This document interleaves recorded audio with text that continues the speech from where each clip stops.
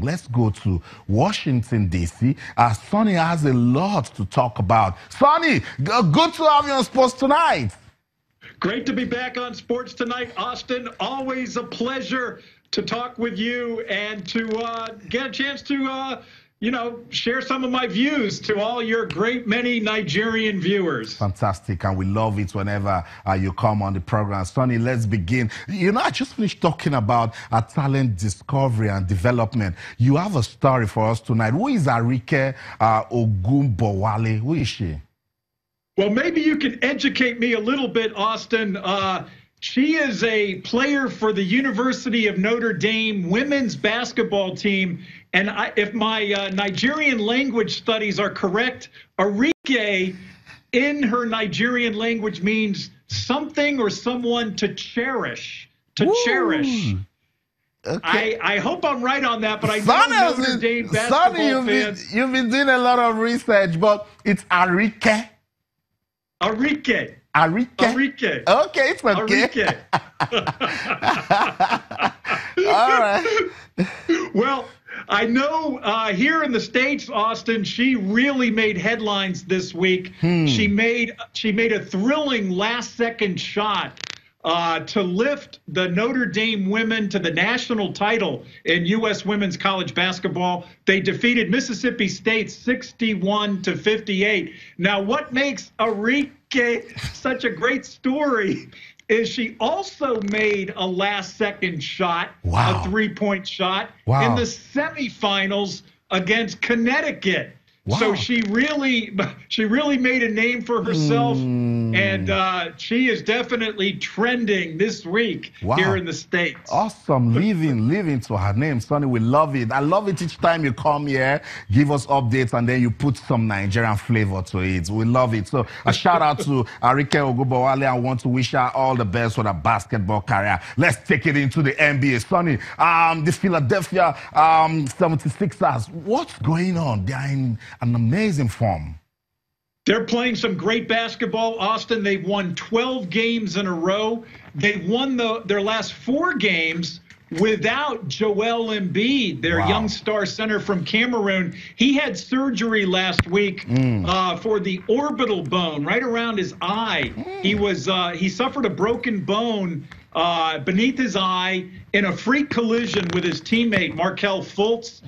So they're hoping to get him back during the NBA playoffs, which tip off very soon on April 14th. The 76ers have been one of the surprise teams this season, Austin, in the NBA. And if they get Embiid back healthy, I think they're going to be a real difficult opponent for a lot of teams in the playoffs. They really have some good young talent, including Ben Simmons. He's another young player on the team, Australian-American. He plays point guard for the 76ers. And they're really looking like a team to watch. Okay, I see that. And it's all about teamwork. So Joel is not around, Ben is not around, and the other guys are doing what they need to do. You have updates on Lou? Is he back? Tyronn Lue, the head coach of the Cleveland Cavaliers, he took a leave of absence, Austin, for health reasons. He had been having shortness of breath. He said he was having anxiety attacks. So he's been off the court since March 19th. He is expected to be back on the bench for the Cleveland Cavaliers later Thursday night, early Friday morning, Nigeria time, when LeBron and the Cavaliers, they host my beloved Washington Wizards. Right now, the Wizards have not been playing that great, Austin. They've sort of been real up and down in terms of their play. On the plus side, they recently got John Wall back after about 8 weeks out. He's back with the Wizards. He's not 100%.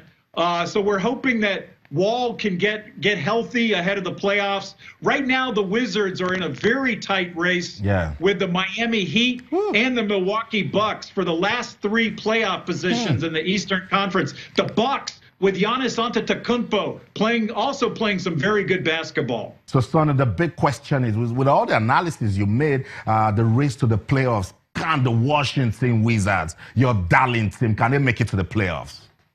The Wizards will get into the playoffs, Austin. The question is where they'll be in terms of the pecking order in the Eastern Conference. Right now, there's a chance that they might play the team they're going to play later tonight, the Cleveland Cavaliers, in the first round.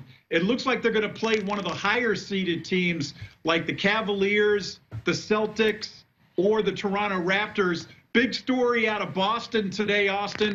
The Celtics have lost their star guard, Kyrie Irving, for the whole playoffs because of he's had knee problems, but now he's going to be out for the entire playoffs. So that's bad news for Celtics fans. Irving has really played well for them this season. Yeah, wow. So sad, but it's part of it. You know, these injuries are out of the playoffs. Whew, Kyrie. It's all good. Let's get on with the show now. Sonny, boxing. It's boxing time. I will leave Anthony Joshua and Joseph Parker for the last. Canelo and Golovkin, we were waiting for that fight. Sonny, are you gutted that it has been cancelled? That is correct. Canelo has decided to withdraw from the fight. His management team, Austin, basically he's still scheduled to appear on April 18th before the Nevada State Athletic Commission to give his side of the story regarding his 2 positive drug tests in February. But right now, that fight is off. It had been scheduled for May 5th.